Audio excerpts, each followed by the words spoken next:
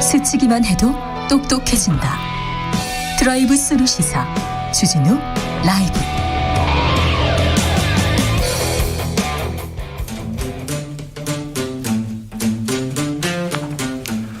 청년의 포부로 패기로 대한민국 정치를 새롭게 하자. 청년의 시선, MZ세대가 말하는 요즘 정치. 2030 청년 정치인 어벤져스가 떴습니다. 각자 본인 소개하고 시작하겠습니다. 네, 안녕하세요. 저는 더불어민주당 비대위원 권지웅입니다. 네, 안녕하십니까. 국민의힘 최고위원 김용태입니다. 김용태 최고위원의 활약이 지금 대단합니다. 네. 예. 정호영 보건복지부 장관 사퇴하라 이렇게 얘기하셨어요? 예. 국민의힘에서는 그런 얘기 하면 혼나는데.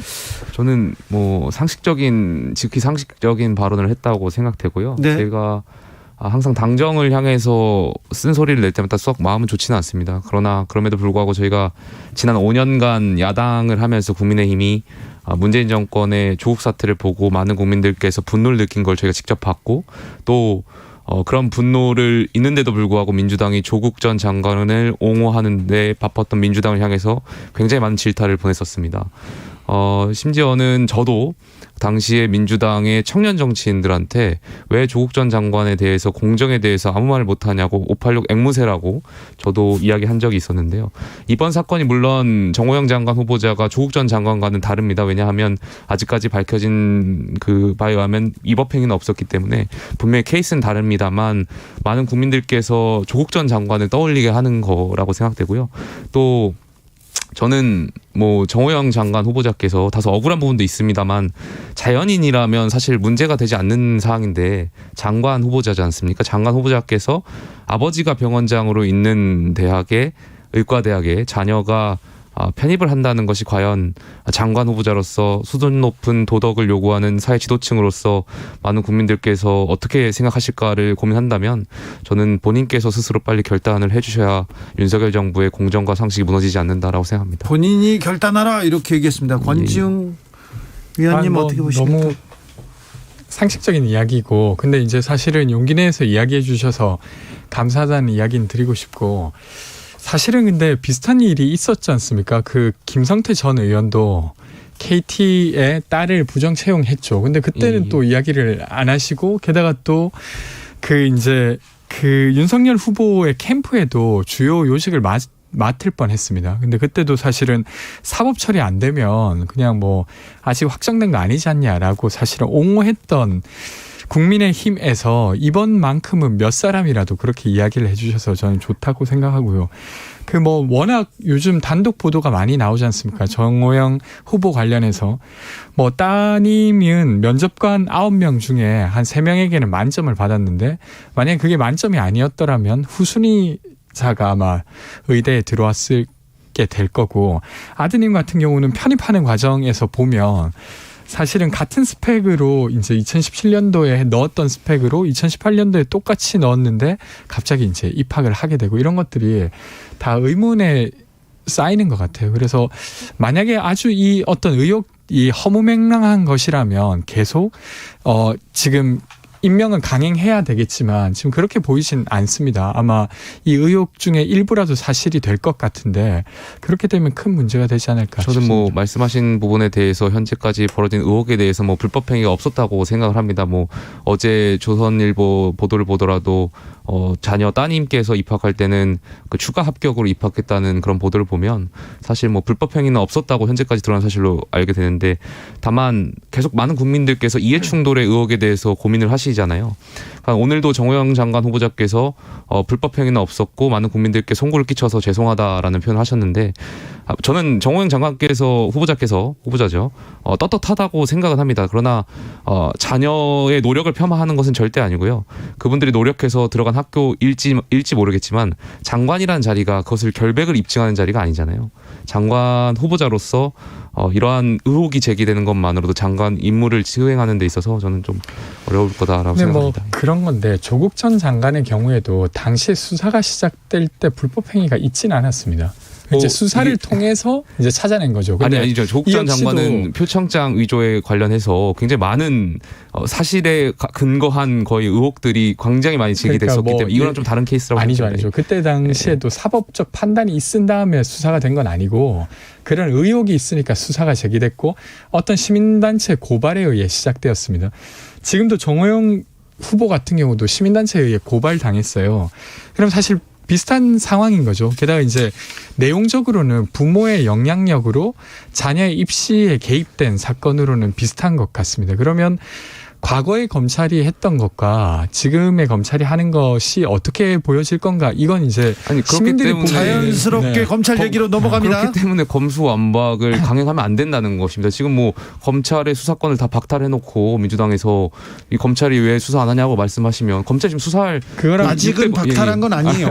근데 6대 범죄를 이해하고는 뭐 경찰이 수사를 해야 되기 때문에 민주당에서 지금 검수완박을 반대하셔야 된다고 저는 생각합니다. 이 부분은 전혀 다른 부분인데, 그러니까 수사를 경찰이 하든 검찰이 하든 그 부분을 이야기하는 게 아니라 지금 이 정도 똑같은 상황, 예를 들면 조국 전 장관의 경우에도 당시에는 불법 행위가 사법에 의해서 확정되지 않았습니다. 근데도 수사기관에 의해서 아주 고강도 수사를 받았잖아요. 그게 마찬가지라는 거죠. 지금도 만약에 똑같이 적용한다고 하면 그게 경찰이든 검찰이든 이제 수사가 아주 적극적으로 시작돼야지 이게 동등하게 맞는 것이죠. 잠깐 짧게 네. 말씀드리면 결국에 검찰이든 경찰이든 수사가 시작되려면 그 단계에서 정황상 증거가 좀 확실해야 되고 의혹이 좀 사실적으로 나와야 되는데 조국 전 장관 같은 경우에는 표창장 위조라든지 이러한 것이 굉장히 정황적 의심, 의혹이나 이런 게 명확했고요. 지금 정호영 장관 후보자 같은 경우 아직까지 그런 선에는 아니라고 생각합니다. 저는 지금 의혹에 대해서 계속 해명을 하고 있고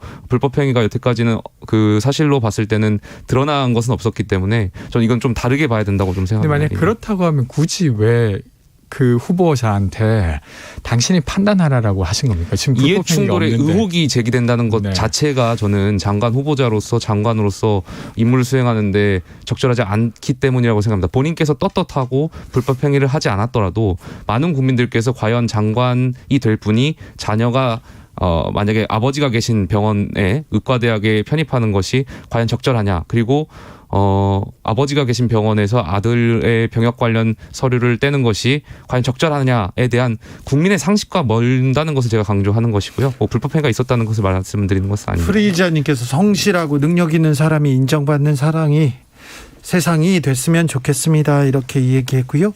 김덕명님께서는 조국이든 정호영이든 자체는 공정의 훼손이고 같은 잣대로 처리해야 합니다. 얘기합니다. 귀여운 연님께서는 쓴소리해야 합니다. 좌우를 떠나서요. 이렇게 얘기합니다. 당으로 가볼까요? 지방선거 때문에 분위기가 어떻습니까? 민주당은 지방선거 공천이라고 하는 게 사실 쉬운 일이 아니죠. 누군가를 택해야 되기 때문에.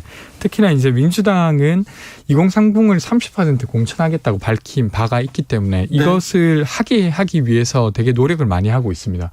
최근에는 청년정치인 첫 출마 지원단이라고 하는 특별 조직을 만들었는데요. 그러니까 공천하는 것을 넘어서 실제로 청년들이 갖고 있는 문제인식이 정치에 구현될 수 있게 돕고자 하는 조직입니다. 네. 그래서 뭐 후원회를 지원한다든지 아니면 뭐 실무적으로 홍보라든지 정책이라든지 이런 것들을 지원하기 위한 기구를 출마 만들어서 지원단 회의요. 네, 오늘 첫 회의가 있었습니다. 네. 뭐 저는 민주당의 뭐 청년 여성 30% 할당에 대해서 뭐 논하고 싶은 것은 아니고 그건 민주당의 방침이니까요. 근데 저도 지난 4년 전에 선거를 뛰고 2년 전에 선거를 뛰었지만 이런 할당에 관련돼서 이야기가 나올 때마다 한 가지 아쉬웠던 것이 어쨌든 지금 당장 선거를 앞두고 청년이나 여성에게 할당을 하면 오랫동안 그 지역에서 선거를 준비하고 국민과 지역에 봉사하려고 하셨던 분들 계시거든요. 네. 그러니까 이러한 것들을 좀 할 때는 앞으로 지금 설정하면 4년 뒤 지방선거에 적용할 수 있도록, 그래서 많은 지방선거를 준비하시는 분들이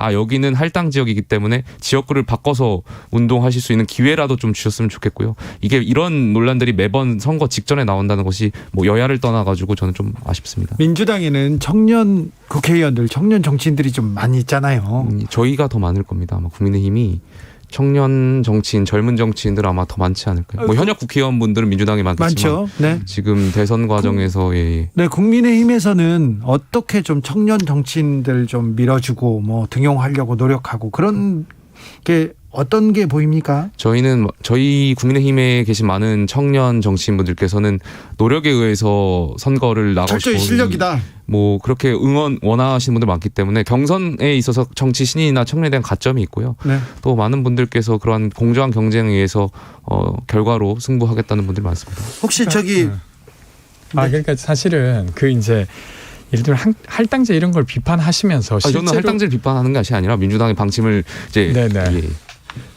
근데 비판하는 것처럼 보여지는데 제가 어떻게 민주당의 방침을 제가 비판하겠습니까? 비판할 수도 있어요. 막 하세요. 내부 방침인데. 막 하세요. 비판할 수 있다고 보는데 근데 네.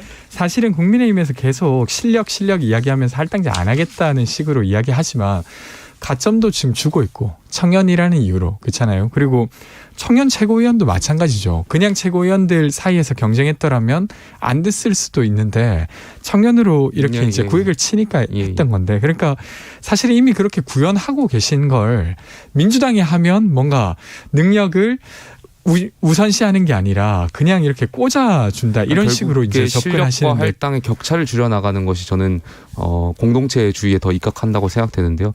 100% 할당하는 것은 전 맞지 않다고 생각하고요.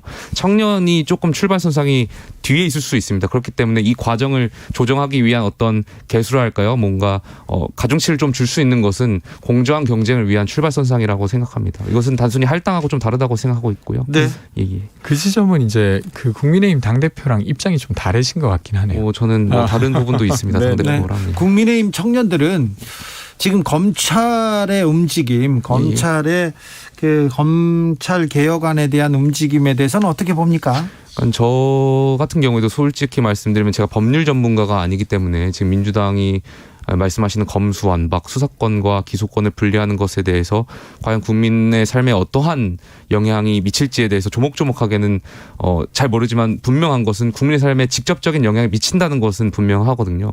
2019년에 검찰개혁이 있었고 이미 대한민국의 형사사법체계가 한번 개혁이 됐는데 불과 3년 만에 지금 정권이 이양되는 이 시기에 과연 또다시 국민의 삶에 직접적인 영향을 미치는 이 검찰개혁을 민주당이 밀어붙여야 되는 이유가 있는가에 대한 고민이고요. 오늘 김호수 총장께서 아침에 좀 하나의 대안을 제시했다고 생각됩니다. 수사권, 검찰 수사권을 폐지하는 대신에 수사지휘권을 부활하자는 대안을 제시했던 것 같은데요. 저는 나름 합리적인 대안이라고 생각되고요. 이러한 대안들이 여러 가지가 모여가지고 좀 오랜 기간 숙고의 장이 좀 필요하지 않나. 그래야지 국민의 기본권 보장 측면에서 맞다고 생각합니다. 민주당은요? 저는 이제 여러분들이 우려하시는 것처럼 사실 여기 이제 권력기관이 변화함에 따라서 여기에 발생하는 부작용을 어떻게 완화할 것인가 이런 논의 더 충분히 돼야 된다고 생각하는 편입니다. 근데 사실 저는 수사권과 기소권이 분리되어야 된다고 생각해요. 그러니까 여러 가지 이제 형사 체계가 있겠지만 한국에서는 수사권과 기소권이 검찰이라고 한 집단에 붙어 있으면서 유서 대필 사건이라든지 여러 가지 사건들이 발생해 왔어요. 그러니까 되려 국민들의 인권을 아주 무참히 짓밟았던 일들이 있었죠. 그래서 그것을 분리하려고 하는 것은 동의하고 그런데 이제 속도의 문제라든지 아니면 이것을 어떻게 보완해 갈 건가에 대해서는 좀 더 논의가 필요하다는 것은 동의합니다. 네, 수사권, 기소권의 분리에 대해서도 저는 오랜 기간 더 논의해야 된다고 생각되고 있고요. 지금 검찰의 잘못된 선례죠. 말씀해 주셨는데 물론 검찰이 과거에 잘못한 부분도 있고 저는 검찰 내부적으로 개혁을 해야 된다고 생각합니다. 근데 계속해서 그런 사례를 들어가면 경찰이 수사함에 있어서 경찰의 부실 수사로 인해서 많은 국민들께서 기본권을 보장받지 못했던 사례도 굉장히 많거든요. 그러니까 그렇게 사례로 일례로 적용하는 것은 좀 적절하지 않은 것 같고요. 저는 구조적으로 다르다고 보는데 예를 들면 경찰에게 수사권을 준다 하더라도 경찰은 기소권이 없어요. 그러니까 어떤 형벌의 완성 단계를 하려고 하면 검찰을 거칠 수밖에 없는 것이죠. 지금까지 수사를 지휘를 받았어요. 네. 그러니까 그런 면에서 저는 이제 경찰의 수사와 관련돼서 문제가 당연히 있었겠지만 경찰에게 수사권을 넘긴다고 해서 그 전에 검찰이 가졌던 예를 들면 수사도 본인이 하고 기소도 본인이 하고 이런 것들을 다 종결시킬 수 있었던 검찰이랑은 다를 수밖에 없다. 이런 예를 들면 영화에 한번 비유하면 우리가 영화 한 편을 보는데 중간부터 영화를 보면은 영화가 잘 이해가 되나요? 저는 잘 이해가 되지 않거든요. 그래도 초반부터 후반까지 이 영화를 쭉 봐야 제가 이해가 되지 않습니까? 만약에 검찰이 기소권만 가지고 있다면 수사는 경찰이 처음부터 하고요. 초동 수사를 하겠죠. 근데 검찰이 중간에 들어가면 과연 이것이 국민의 어떤 기본권 보장이라든지 과연 그 수사가 제대로 되고 기소가 제대로 될 것인가에 대한 의문은 좀 있습니다. 저는. 윤석열도 김호수도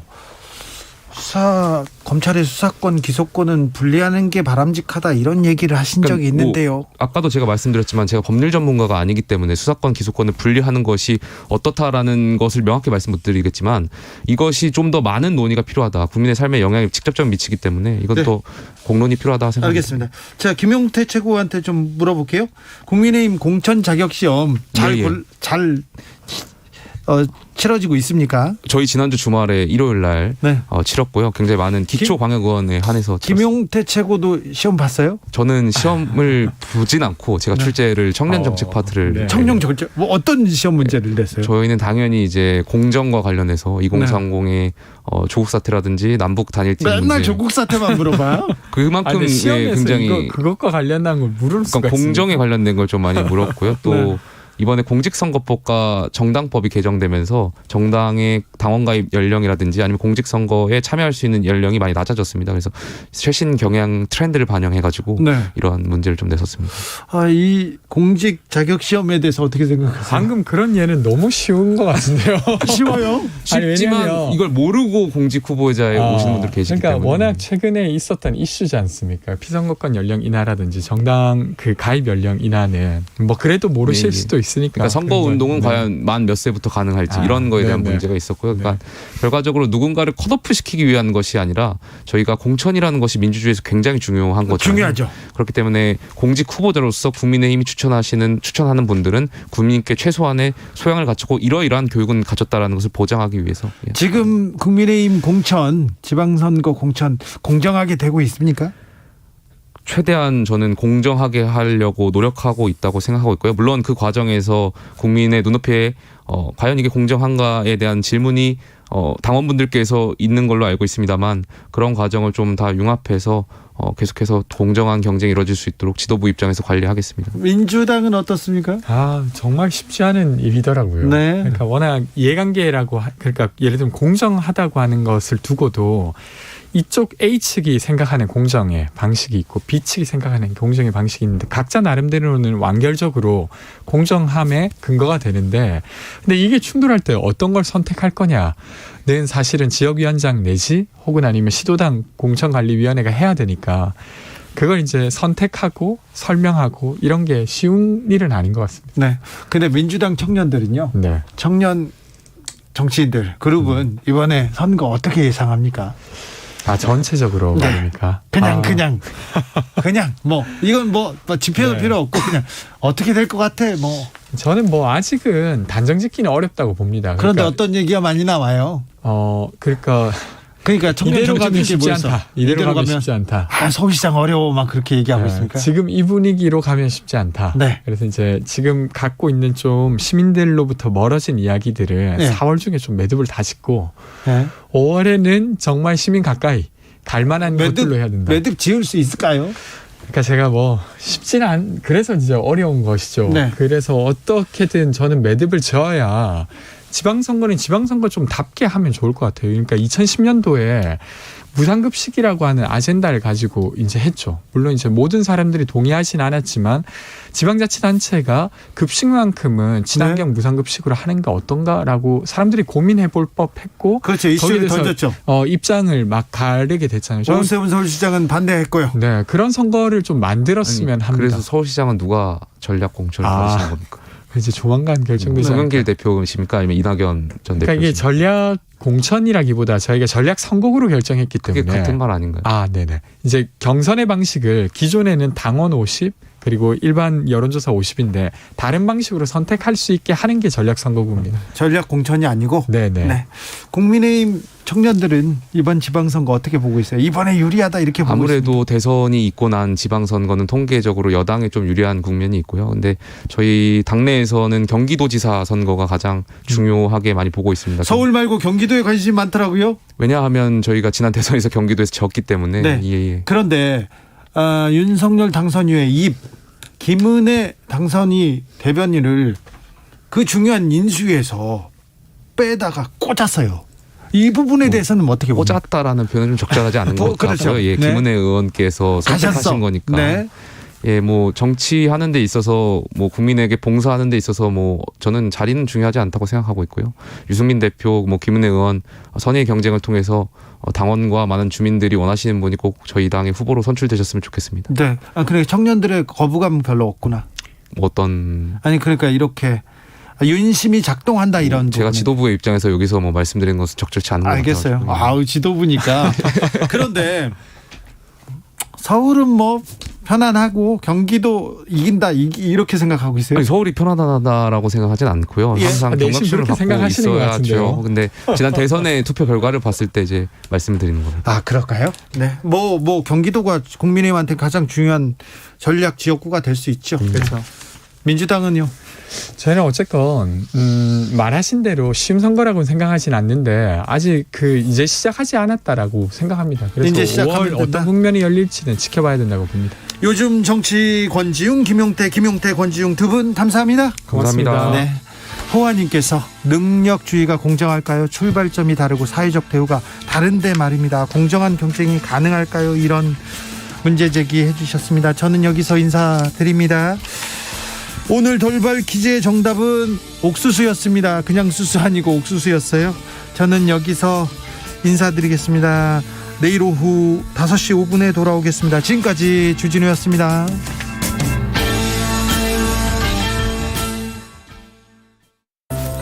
2022년 한국전력은 한 걸음 천천히 가겠습니다. 조금 늦더라도 함께 갈 수 있도록